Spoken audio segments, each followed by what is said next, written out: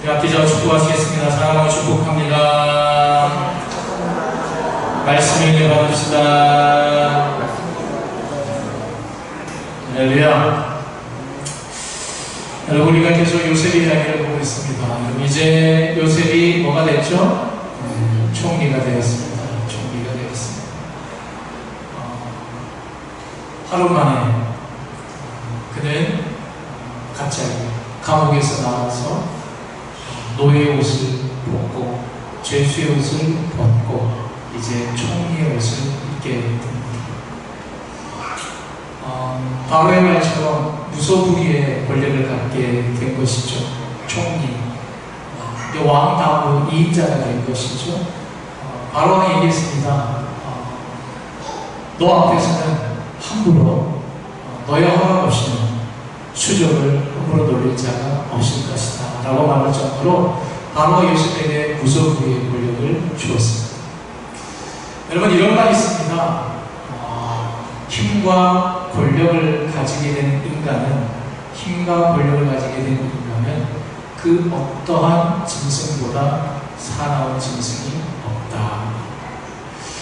힘과 권력을 갖게 된 사람보다 더 사나운 짐승은 없다. 물론 사람을 짐승하고 비교하는 게 조금 납득이 안 되지만 그 말 자체는 이해가 되죠. 힘과 권력을 갖게 된 사람은 한마디로 변한다라는 것이죠. 이제 요셉의 말 한마디에 사람이 죽고 삽니다. 그가 가는 곳이든 어디든지 물러가라 하면 엎드려야 합니다. 여러분, 총리의 옷을 입게 된 그 당일이야 정신이 없겠지만 이제 꿈인가 생신가면서 지나갈 수 있었겠지만 하루가 지나고 이틀이 지나고 한 달 지나고 두 달이 지나면 어떤 생각이 들까요? 저라면 이제 현실을 자극하면서 이제 나는 총리다 라고 생각하고 이제 하면서 떠오르는 사람이 있습니다. 그것은 보디발. 그 중에서도 보디발의 아내, 그 아줌마. 이게 떠올려서 보디발과 그 아내를 데려다 앉혀놓고 어이 아줌마, 내가 당신 겁탈하려고 그랬어? 라고 하면서 혼꾸녕을 내주지 않을까요? 여러분, 그게 권력을 남용하는 걸까요? 아닙니다. 당연한 겁니다. 아무래도 아마 요셉이 총리가 되면 하룻밤에 총리가 되었으니까 시기 출단한 사람도 있었겠죠. 그 사람들 사이에서 퍼지는 소문이 하나 있었을 것입니다. 무엇이요? 자, 요셉이 갑자기 총리가 됐잖아. 총리 되게 어디 있었는지 알아? 감옥에 있었대. 감옥에 갔을까? 보디발 안에 겁탈하려고 했대. 그 죄로 들어가요. 근데 하루아침에 총리가 됐어 라고 하면서 혀를 차면서 아마 잘못된 사실 때문에 루머가 쌓이고 쌓였을 것입니다. 그리고 그 루머를 한 번에 잠재보자 요셉이라면 얼마든지 와라! 보디발 안에 그 아줌마 데려와! 라고 해가지고 홍군형을 내서 아마 잘못된 사실을, 왜곡된 사실을 바로잡고 싶은 마음 얼마든지 들을 수 있죠. 그렇지 않겠습니까? 또 하나, 여봐라, 저기 가서 그 형님들 좀 잡아라. 나를 팔아버린, 나를 미워하고 팔아버린 그 형님들 좀 데려와라. 그래야 홍군형을 내고 싶은 마음 들지 않을까요? 한두 분이라도 고개를 끄덕여 주시면 참 감사할 텐데 아무도 너는 그러겠지라는 생각으로 쳐다보시는 것은 참 민망합니다. 그런 생각이 들 것 같아요. 그런데 요셉은 그렇지 아니하였다라는 것을 우리가 보게 됩니다. 근데 그 대신에 여러분, 요셉이 총리의 옷을 입고 집중했던 것은 그 과거의 일들을 청산하고 매듭 짓는 일에 그는 집중하지 않고, 여러분, 우리가 읽은 45절과 46절에 두 번이나 반복되는 표현이 있습니다. 그것은 요셉이 나가 애굽 온 땅을 순찰하니라.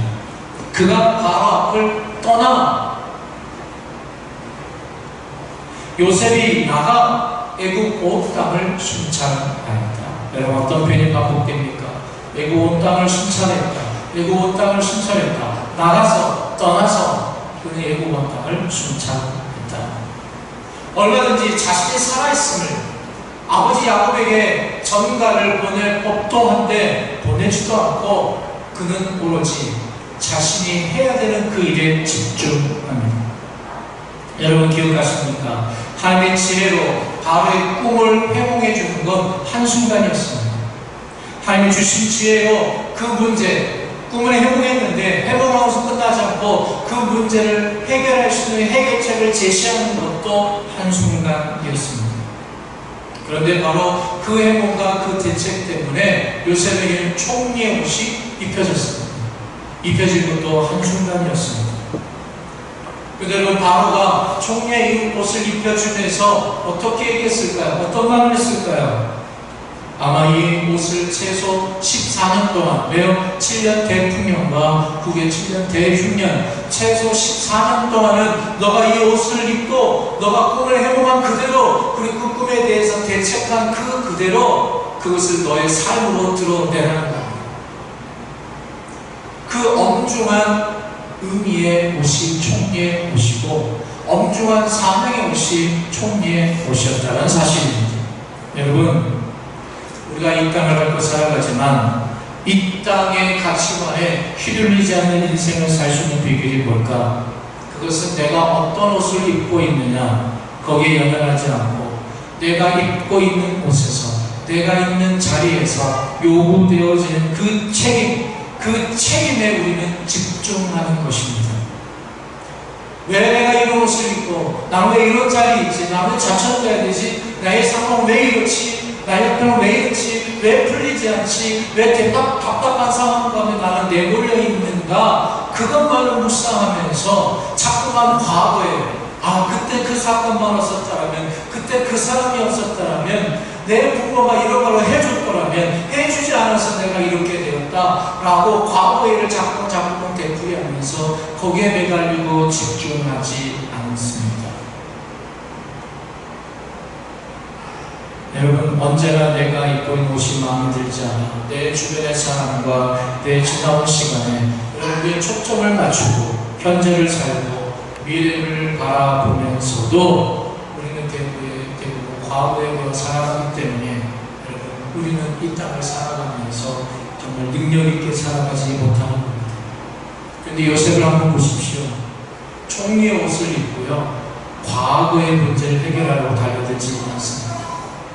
총리의 옷을 입고 현실적으로 뭔가 더 풍요롭게, 나 총리가 됐으니까 총리답게 풍요롭게 살아야지라고 거기에 집중하지도 않습니다. 자기 주어진 책임과 사명, 내가 해야 할 일 무엇입니까? 지금은 큰 풍년을 맞이하고 있지만 이 7년 큰 풍년 뒤에는 7년의 대흉년이 다가오고 있다. 그러나 이것은 나만 알고 있을 뿐이지, 나만 확실하게 알고 있을 뿐이지 대부분 알지 못한다. 혹시나 할 뿐이지 다 준비하고 있지 않다라는 사실을 요셉은 알고 있기에 그 나라를 살리기 위해 준비하는 그 일을 요셉은 집중하고 있다라고 성경은 기록하고 있습니다. 여러분에게서 우리가 주목해야 될 점이 있습니다. 그것은 요셉이 바로 왕의 꿈을 해몽해주고 그 꿈에 대한 해결책을 제시해주고 그리고 바로 왕을 통해서 여러분 총리의 옷을 입은 것은 장소가 어디였습니까? 궁궐 아니었습니다. 그러나 성경은 기록합니다. 요셉은 바로 앞에서 떠나서 여기 온 땅을 순찰했다. 그것은 무엇입니까? 총리의 옷은 궁궐 안에서 주어졌지만 총리답게 살아가는 건, 총리의 일을 행하는 건 궁궐 안이 아니라 밖이라는 것이죠. 그래서 성경은 이야기하고 있습니다. 여기서 우리가 왜 주목해야 될까요? 여러분, 우리가 하나님 앞에서 기도하고 지금 우리가 이렇게 예배하고 있잖아요. 예배 가운데 은혜를 받는 것은 이 예배 가운데서 은혜를 받습니다. 깨닫는 것도 이 예배 가운데 깨닫습니다. 그러나 은혜를 받고 깨달은 것을 가지고 살아내는 것은 여러분 이 예배 장소를 떠나는 교회 바뀝니다. 여러분 은혜를 이 안에서 받을지 몰라도 그 은혜대로 사는 것은 여러분의 삶의 자리다라는 것입니다. 요셉은 궁궐 안에서 뭔가 얻은 것 같지만 그 얻은 것을 풀어내고 살아내는 일은 그걸 밖에서 했다는 것을 성경은 집중하고 있다는 것이죠. 여러분, 우리도 동일합니다. 여러분, 교회 안에만 있는 크리스찬이 되지 마십시오. 교회 안에만 나는 머물러서 예수 믿는 사람이다, 하나님 믿는 사람이다 라고 삼아내는 것이 아니라 교회 밖에서, 여러분 삶의 터전에서, 가정에서, 직장에서, 여러분 이웃과의 모든 관계 속에서 여러분 은혜 받는 자처럼 그리스도인처럼 우리는 살아내야 됨을 기억해야 합니다. 또 하나 우리가 여기서 주목하며 교훈받고자 하는 내용이 있습니다. 여러분 사자성어 가운데 보진감래라는 말이 있죠. 보진감래 뜻이 무엇입니까? 네. 쓴 것을 다하면 단 것이 온다. 한마디로 하면 이겁니다. 네. 삶의 인생의 어려움과 고난을 다 지나고 나면 해뜰 날이 온다. 좋은 날이 온다. 인생의 달콤한 삶을 사는 날이 온다. 이게 보진감래 아닙니까? 여러분 축복하기를 여러분 삶 가운데 고난과 어려움을 넘어서서 하나님이 주시는 축복과 은혜를 경험하는 저와 여러분 할성교 모든 성도가 되시기를 주님 축복합니다. 근데 중요한 건 아니 문제는 뭐냐면 보진감래 이후입니다. 보진까지 하고 감래까지 간 이후가 문제다라는 것이죠. 우리는 살아가면서 많은 주변에서 그러한 이야기를 듣습니다. 성공한 사람들의 이야기, 정말 인생을 받아맞춰서 인생 가족 가운데 정말 자수성가해서 뭔가 잘 이루어서 성공한 사람들의 이야기. 근데 그들의 이야기를 들으면 또 이런 이야기를 또 함께 경험해 듣죠. 저 사람 저렇게 성공했는데 사람이 달라졌어. 고생하고 그렇게 할 때는 그렇게 사람이 좋았는데, 그렇게 겸손했는데, 그렇게 뭔가 사람이 사람다워 보이고 좋아 보였는데 이제 사람이 달라졌어요. 유명해지고 난 다음에 힘을 가지고 난 다음에 사람이 달라지더라는 것입니다. 그런 면에서 오늘 요셉이 우리에게 보여주는 삶은요, 고진, 감래 그 이후에도 고진 때나 감래 때나 감래 이후에도 똑같은 삶이었다라는 것을 요셉은 우리에게 보여주고 있다는 것이죠. 여러분 한 집안에서, 특별히 보디발의 집안에서 요셉은 종의 신분으로 살아갔습니다. 근데 그 종의 신분에 맞게끔 자기 자리에서 종의 옷을 입고 그는 열심히 그 집안이 흥황할 수 있도록, 그 집안이 잘 될 수 있도록 종의 신분에 맞게 그 신분에서 최선을 다해서 충성되게 일했습니다. 물론 억울하게 누명을 쓰고 감옥에 갔지만 그 감옥에서조차도 간수장에게도 능력을 인정받을 만큼 그 감옥 안에서도 감옥이 잘 될 줄, 감옥이 잘 된다는 게 뭔지 모르겠지만 여하튼 간에 그 감옥에서 일하는 모든 일들의 재반 업무를 잘 수행했고 충성되게 일했던 것을 보여줍니다. 그리고 이제 애굽 왕 바로 앞에 서서 총리의 옷을 입게 되었습니다. 그는 총리의 옷을 받게 온 땅을 순찰하는 그 일을 충성되게 감당하는 것. 여러분 그의 삶의 고진 이후에 여러분 애국으로 노예를 팔렸다가 부동에 던져지고 그런 쓰라림으로 삶을 지내다가 한 집안을 가정 충분한 광대의 시절이 됐습니다. 그 가운데 열심히 해서 비록 여러분 감옥에 갔습니다. 감옥에서도 모든 감옥의 재방문을 받는 간수장과 같은 역할을, 감내와 같은 역할을, 감내와 같은 삶을 얻게 되었습니다. 그리고 이제 예고가 그 모습을 입게 된 것이죠. 그럼 감내의 삶 이후에도 똑같이 했다라는 것이죠. 여러분 이 질문 한번 던져보고 싶습니다. 여러분 7년 동안 나라가 흉년이 들면 그 나라를 통치하는 통치권자의 권력이 강화될까요? 약화될까요? 약화됩니다. 민심이 흉흉해집니다. 도둑이 들끓습니다. 통제 불가능한 상태가 되기 때문에 통제권이 약화되는 게 불보듯 뻔하죠. 여러분 예고가 바로는 태양의 아들이라는 뜻입니다. 파라오, 신의 아들. 여러분 신의 아들이 다스린 나라니까 흉년이 와도 금세 지나가야 되지 않겠습니까? 근데 흉년이 7년 때가 와요. 7개월도 안 와요. 여러분 우리나라 7개월 동안 물이 한 방울도 없다 보면 난리가 날 겁니다. 7년 동안 혁명이 되면 6년, 5년, 6년 차 되면 난리가 나기 시작하겠죠. 바로 왕의 통치권이 강화될까요? 약화될 것이 뻔합니다. 그런데 요셉 때문에, 누구 때문에요? 요셉 때문에. 그냥 요셉이 아니고 어떤 요셉이요? 하나님이 함께 하시는 요셉 때문에. 아니 더 나아가서 고진 감래, 똑같은 고진이나 감래나 감래 이후에도 똑같은 삶을 살아가는 요셉 그 한 사람 때문에 여러분 바로의 권력이 더 강화되었습니다. 어찌 보면 바로에게 있어서 요셉은 축복의 통로가 되었다는 것이죠. 바로만 그랬습니까? 요셉 한 사람 때문에, 고진 감래 후에도 똑같은 삶을 살아내는 그 요셉 한 사람 때문에 그 온 나라가 풍요를 얻게 되었다. 그 나라뿐만 아니죠. 이웃 나라도 양식을 끌어올 정도로 그런 평강을 얻는, 이웃 나라에도 축복의 통로가 되는 삶을 누구 때문에요? 요셉 때문에. 어떤 요셉? 고진과 감래 이후에도 똑같은 삶을 살아내는 요셉 한 사람 때문에 그러하였다라는 것입니다. 여러분, 고진의 삶을 살고 계십니까? 감래의 축복이 있을 것입니다. 감래 이후에도 여러분 똑같이 충성되게 일하십시오. 내게 주어진 자리에서 사명을 다하여 힘있게 살아가실 수 있는 은혜가 있기를 바랍니다. 여러분 그 삶, 아무것도 아닌 것 같지만 그 감래 이후에도 똑같은 삶을 살아낼 때 하나님의 놀라운 축복이, 더 많은 축복이 있을 줄 믿습니다. 마지막 교훈입니다. 성경을 보면 요셉을 단순히 이집트의 구원자로만 묘사하지 않고 온 세상의 구원자로 묘사하고 있죠. 이런 46절에서 57절까지 말씀 가운데 반복되는 단어가 있다면 그건 모든, 온 이라는 단어입니다. 그게 한 12번 정도 반복이 되더라고요. 여러분, 그 말은 무엇입니까? 요셉의 영향력, 요셉의 이 영향력이 그렇게 컸다는 것입니다. 7년의 대흉년, 여러분 어마어마한 커다란 문제 아니겠습니까?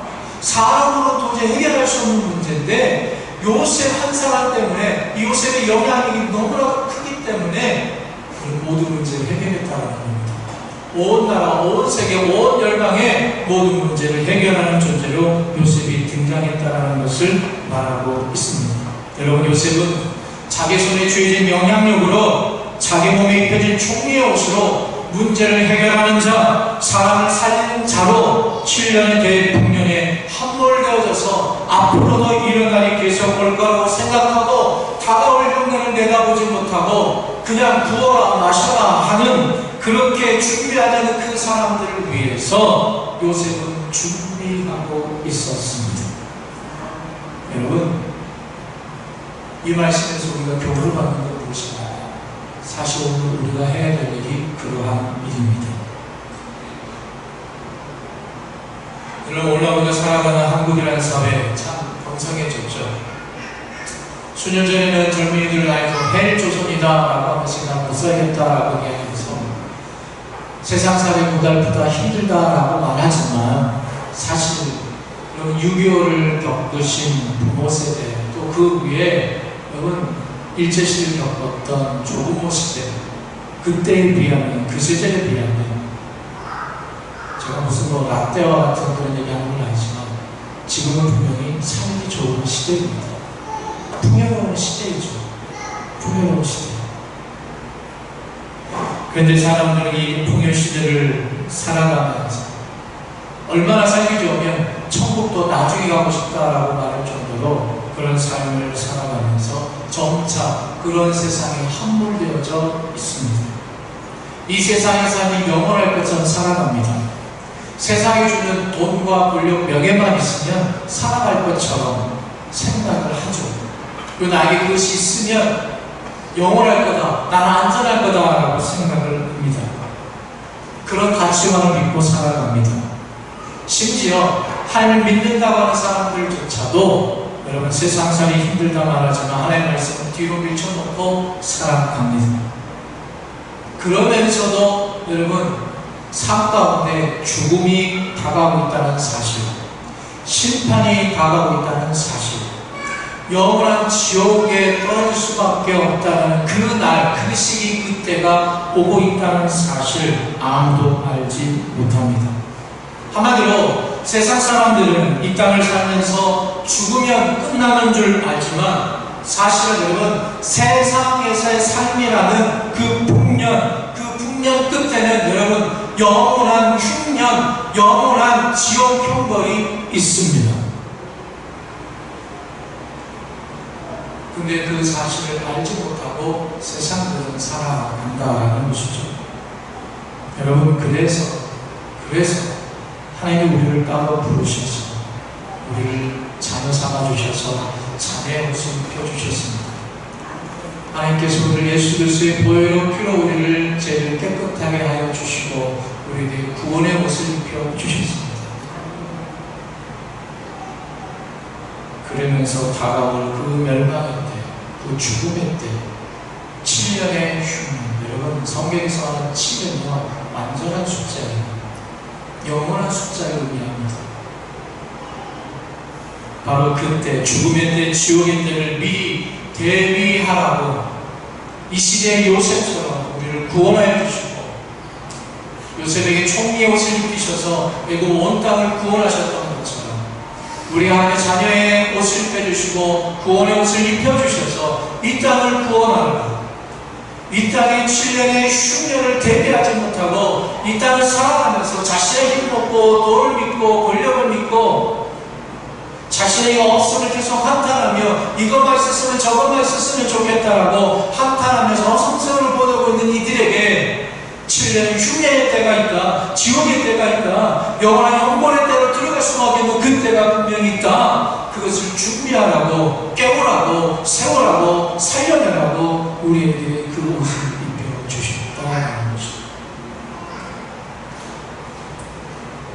여러분, 우리가 어떤 자리에서 어떤 옷을 입게 되는지 사람을 살리는 교회, 사람을 살리는 성도, 7년의 대흉년을 준비하는 교회, 7년의 대흉년의 때를 선포하며 사람을 깨우며 저와 우리 모두의 성도의 삶이 될 수 있기를 축복합니다. 여러분 교회 안에서, 기독교 안에서 이런 예측을 합니다. 20년, 30년, 아니 이제는 5년 뒤, 10년 뒤로 시간이 오면 예수님 믿는다라는 것 그리 쉬운 일이 되지 않을 것이다. 교회 공동체는 자기 건물을 유지하기도 쉽지 않을 만큼 사람들이 믿음을 등지고 떠나는 일이 많을 것이다.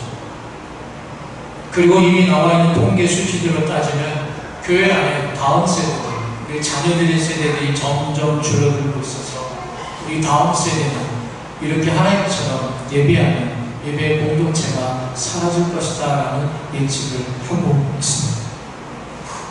이 예측 가운데 예측은 예측에 불과하지 라고 우리가 손 놓고 있어야만 할까요? 아닙니다.